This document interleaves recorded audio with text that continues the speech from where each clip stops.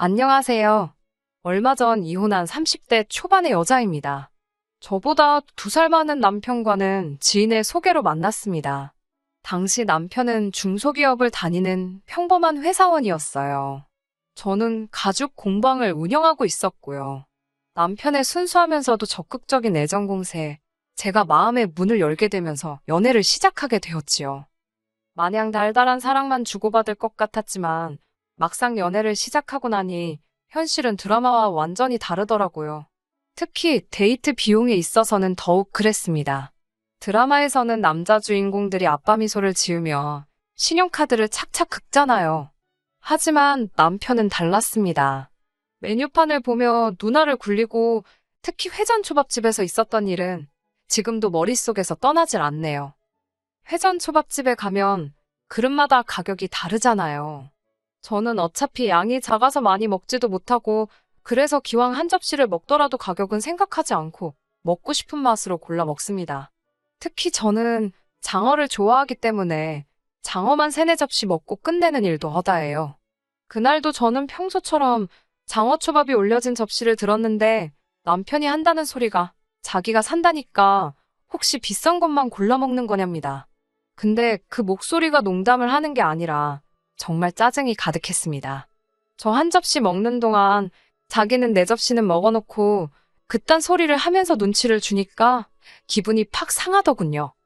다른 사람들 앞에서 얼굴 붉히기 싫어 차오르는 화를 누르며 간신히 식사를 마쳤습니다.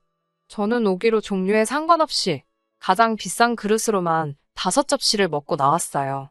그리고는 계산도 제 거만 따로 했습니다. 그러자 남편이 저더러 더치페이는 그렇게 하는 게 아니랍니다. 나온 금액을 정확히 인원수대로 나눠서 내는 거라나요. 황당해서 제가 당신은 20접시 가까이 먹고 나는 겨우 5접시 먹었는데 내가 왜 당신 것까지 내줘야 하냐고 더치페이 뜻 모르냐고 크게 한바탕 싸웠습니다. 이후로 집에 돌아오면서 이 남자하고는 완전히 끝났다고 생각했네요. 하지만 저는 멍청하게도 남편과 극적으로 화해하게 되었습니다. 다음날 남편이 제 공방으로 찾아와서는 어제는 자기가 좀 심했던 것 같다면서 그런 상황에 저처럼 재치있게 대처하는 여자는 처음이었답니다. 똑똑하고 논리적이라며 저를 한껏 치켜세우더라고요.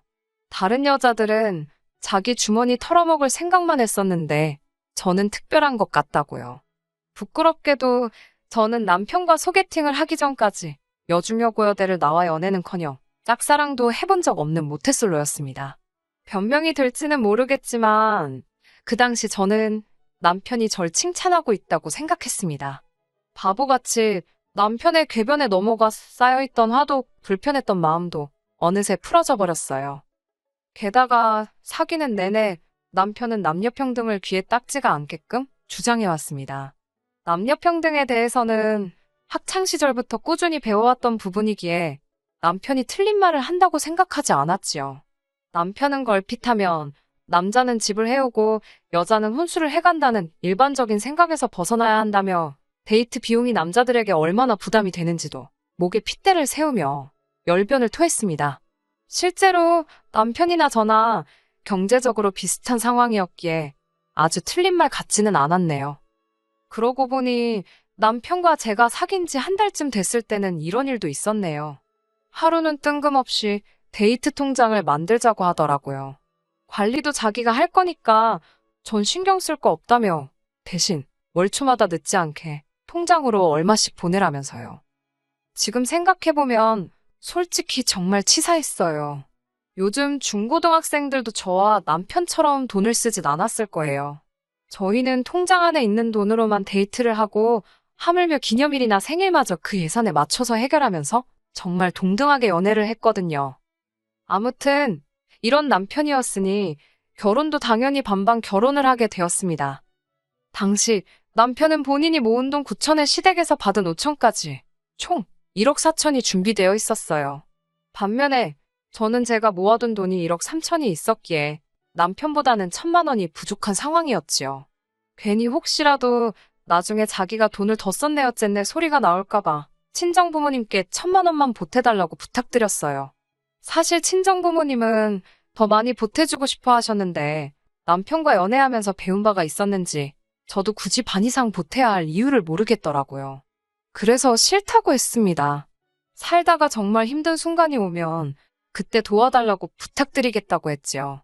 그렇게 정확히 2억 8천을 만들어 그 돈으로 전세도 구하고 결혼식도 올리고 신혼여행도 다녀오고 했습니다. 결혼할 당시 남편은 연봉 4천 정도로 이거저거 뺄 것 빼고 나면 대략 한 달에 300 좀 넘게 벌고 있었습니다. 저는 계절에 따라 약간의 차이가 있었지만 그래도 평균을 내보면 대략 한 달에 3, 400 정도 벌고 있었고요. 아이가 없는 맞벌이 부부로서 아주 넉넉하지도 않았지만 부족한 돈도 아니었습니다. 당분간은 신혼을 즐기며 약간은 여유를 부리고 싶은 마음이었지만 남편은 결혼 생활 역시 반반씩 부담하길 원하더군요. 그 성격을 모르고 결혼한 것도 아니었으니 결국 각자 150씩 생활비로 부담하기로 했습니다. 그렇게 결혼한 지 3달쯤 지났을 때였어요. 하루는 남편이 아무래도 회사를 관둬야 할 것 같답니다. 그게 무슨 소리냐고 물으니 어두운 표정으로 회사에서 있었던 일을 털어놓더라고요. 지금 이 사연을 적으면서 다시 그때를 떠올리니 제 얼굴이 다 화끈거리네요. 그날은 대청소를 했던 날이었어요. 얼마 전부터 자꾸 집에 개미가 보여서 무척 신경이 쓰였거든요. 도대체 이 개미들이 어디서 나오나 하고 따라가 보니 아니나 다를까 남편 방이 문제였습니다. 남편은 걸핏하면 방에서 혼자 그렇게 뭘 먹어댔거든요. 서랍을 열어보니 어디서 사왔는지 온갖 과자들이 가득 있었습니다. 이번에도 혼자 숨겨놓고 먹은 걸 보니 얄밉기도 하고 동시에 짠돌이 주제에 간식도 종류별로 많이도 사다 놨다 싶더라고요.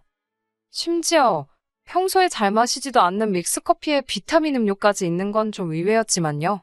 하지만 간식의 출처를 알게 된 저는 정말 충격과 수치스러움에 당장이라도 자리에서 쓰러질 것만 같았습니다. 그 모든 간식들이 남편이 일하는 회사 사무실 탕비실에서 가져온 거라네요.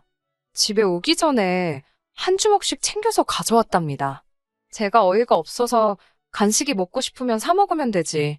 그걸 왜 챙겨왔냐고 따지니까 영양가도 없는 간식을 자기 돈 주고 사 먹기가 싫었다나요? 그러면서 꽤나 논리적인 척 한다는 소리가 자기가 남들보다 과작간만큼은 일을 더 한다며 억울하답니다. 저 인간이 떠드는 게 말인지 막걸리인지 한숨이 나오더라고요.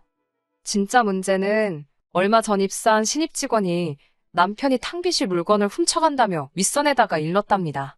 이게 횡령이 아니면 뭐가 횡령이냐면서요. 남편은 쪽팔려서 어디다 어떻게 해야 하냐고 물어보지도 못하고 어영부영 시간을 보냈다더군요. 그렇게 이도저도 못하고 며칠을 우왕좌왕하는 사이에 탕비실 거지 사건이라며 사내에서 남편에 관한 안 좋은 소문이 돌기 시작했고요. 이후로는 남편이 탕비실에 물이라도 한 잔 마시려고 갈라치면 몇몇 직원들이 도끼 눈을 하고 남편을 째려보더랍니다.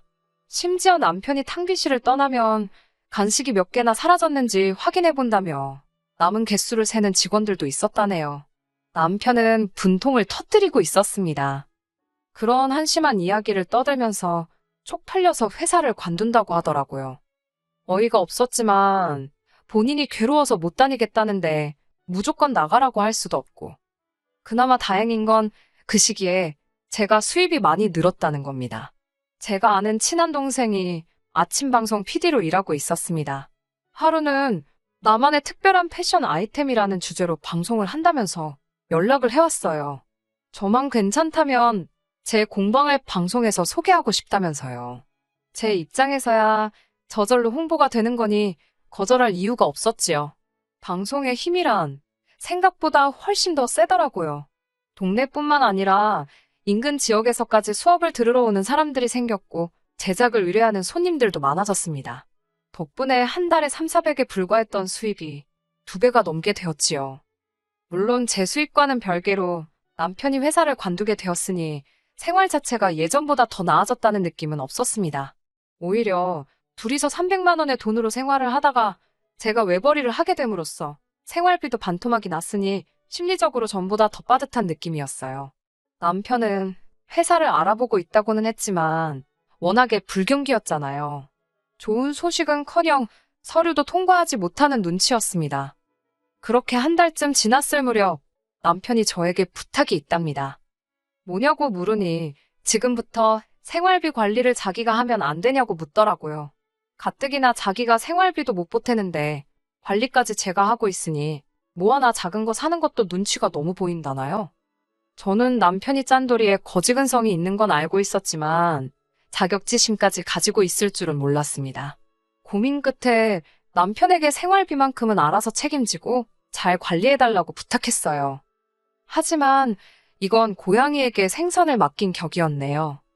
남편과 생활비를 반반 부담하던 시기에는 집안일도 반반씩 했었어요.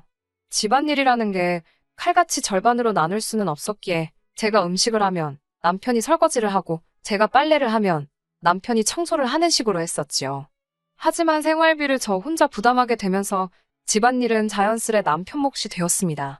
집안일이라는 게 해도 해도 티가 안 나잖아요. 그래서 남편에게 크게 뭘 바라거나 하지 않았어요. 오히려 생활비를 내고 말고 여부를 떠나서 고마운 마음이었지요. 그러던 어느 날 모처럼 일찍 집에 왔는데 집에 먹을 만한 게 없길래 남편에게 같이 마트에 가자고 했습니다. 그러자 남편이 굉장히 난처한 표정을 짓더니 생활비를 다 썼답니다.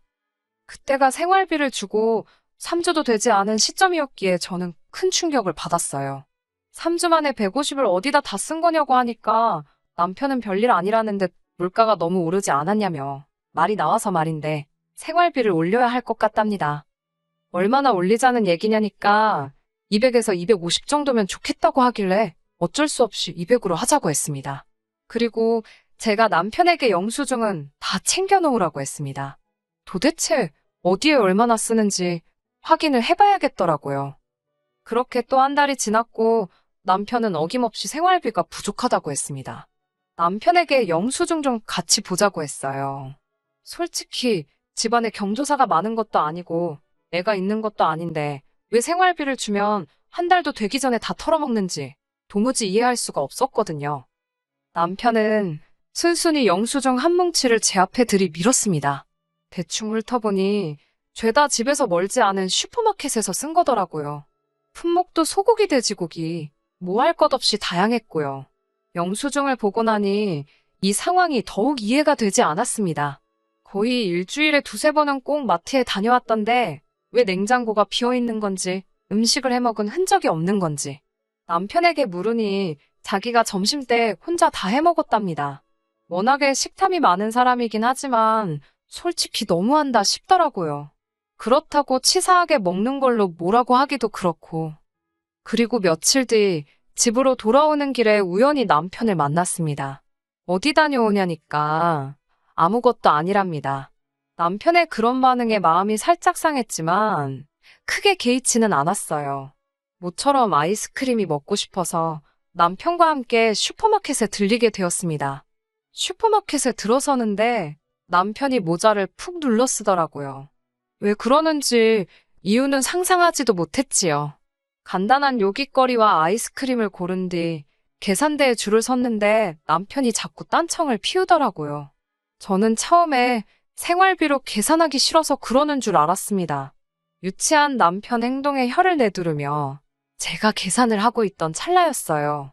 계산대에 계시는 아주머니께서 남편을 아는 채 하시더라고요. 평소에는 매일 어머님이랑 오더니 오늘은 와이프랑 왔나 보다면서요. 어머님이랑 마트를 왔다니 그게 무슨 소린가 싶었습니다. 남편이 당황한 걸 보니 뭔가 있다는 확신이 들었습니다. 아주머니께서는 남편이 하루가 멀다 하고 어머님을 모시고 와서 어머님이 필요하시다는 건 다 사주더라며 저에게 아들 며느리가 엄청 효자인가 보다고 그러시더군요. 그러면서 저희 남편이 마트 VIP라대요.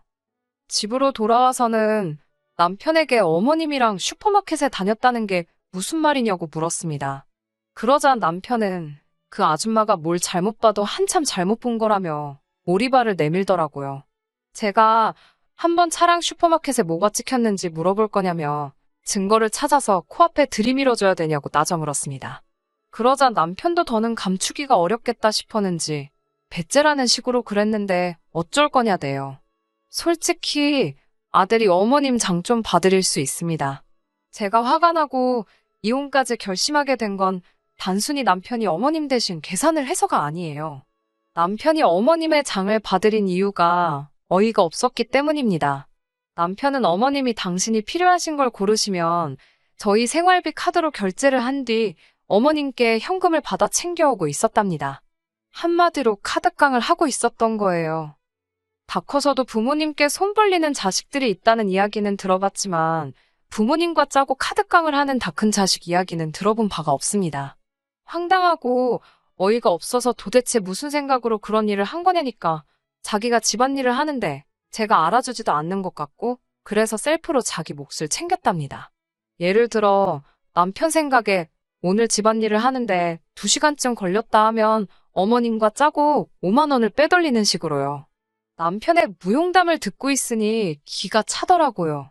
아무리 부부 사이라도 그거 사기라니까 저더러 말이 너무 심하답니다. 이게 다 자기의 공로를 인정해주지 않는 저 때문에 일어난 일이라고요. 탕비실 거지 사건 때도 회사에서 자기가 일한 걸 알아주지도 않고 월급도 적어서 과자라도 잔뜩 챙긴 거라던 남편의 모습이 순간 머릿속을 스쳤습니다. 그제서야 알겠더라고요. 남편은 사람이 바보 같은 게 아니라 이기적이고 지독하게 계산적인 못난 사람이었다는 걸요. 이후로 한 사흘간을 남편과 말 한마디 섞지 않고 시간을 보냈습니다. 남편의 말 같지도 않은 궤변에 더 이상 노란하고 싶은 마음은 없었으니까요. 어머님도 이번 일을 알게 되셨는지 전화를 해오셨지만 받지 않았습니다. 행여나 마음이라도 약해지면 곤란하니까요. 남편에게 이혼하자고 했습니다. 자기가 돈을 못 벌어서 그런 거냐며 너무하다고 발악을 하는 남편에게 저는 다른 건 다 참아도 양심에 털난 사람하고는 못 산다고 했어요. 평생을 믿고 의지해야 하는데 너 같은 거짓말쟁이를 어떻게 신뢰할 수 있겠냐고요. 하지만 남편은 자기가 한 행동들이 거짓말도 아니고 사기도 아니라 생각했습니다. 이 모든 건 자기를 알아주지 않는 다른 사람들 때문에 생긴 결과라면서요. 어머님의 태도도 가관이었습니다. 저더러 남편 귀를 그렇게 죽여놓으면 좋냐면서 뜬금없이 왜 당신 용돈은 안 주는 거냐고 따지시더라고요. 아들이 못 주게 되었으면 며느리가 알아서 줘야 되는 거랍니다. 남편의 뻔뻔함과 염치 없음이 어머님으로부터 나왔다는 걸 알겠더라고요. 하긴 어머님이 제정신이셨으면 남편의 카드깡을 도와줄 리도 없으셨겠지요. 결국 남편과는 이혼하게 되었습니다. 악담을 퍼부으면 말이지요. 어머님께는 자식 농사 지금이라도 다시 지으셔야 하는 거 아니냐고 아들 농사는 완전히 망하신 것 같다 했네요. 지금 다 갈아엎고 새로 농사 짓자니 너무 늦은 건 아니냐고요. 며느리가 시애미 약 올린다고 어머님이 거품을 무시던걸요. 남편도 저한테 말 조심하라길래 너는 손버릇이나 고치라고 써붙였습니다. 이혼을 하고 얼마 지나지 않았을 무렵 남편에게서 연락이 왔습니다. 어떻게 하면 자기를 다시 받아주겠냐고 묻더라고요. 가진 건 뭣도 없으면서 고개 빳빳한 건 여전하대요. 남편에게 혼자 살다 죽어 문드러져도 너랑은 안 산다고 한껏 비웃어줬습니다. 너가 나라면 회사 비품 훔치는 것도 모자라서 마누라 돈 삥땅 쳐서 엄마 돈 뜯어가는 사람하고 다시 시작하겠냐고 따지니 지도 할 말이 없는지 조용히 입을 다물더라고요. 알뜰한 살림꾼과 거지근성은 서로 완벽하게 다르면서도 종이 한 장 차이밖에 나지를 않네요. 그 짠돌이 기질이 적어도 허투루 돈을 쓰지 않을 거라 생각을 했는데 이렇게 다 알고 나니 자기가 번 돈은 아깝고 제가 번 돈은 맘대로 써도 된다고 생각을 했나 봐요. 당분간은 머리 아프게 누굴 만나서 스트레스를 받고 그렇게 살고 싶지 않습니다. 만나게 되더라도 제발 정신적으로 성숙하고 양심을 지키는 사람을 만날 수 있으면 좋겠네요. 끝까지 들어주셔서 감사합니다. 오늘의 사연은 여기까지입니다. 구독과 좋아요, 알람 설정 부탁드리고 더 좋은 사연으로 다시 찾아뵙겠습니다. 감사합니다.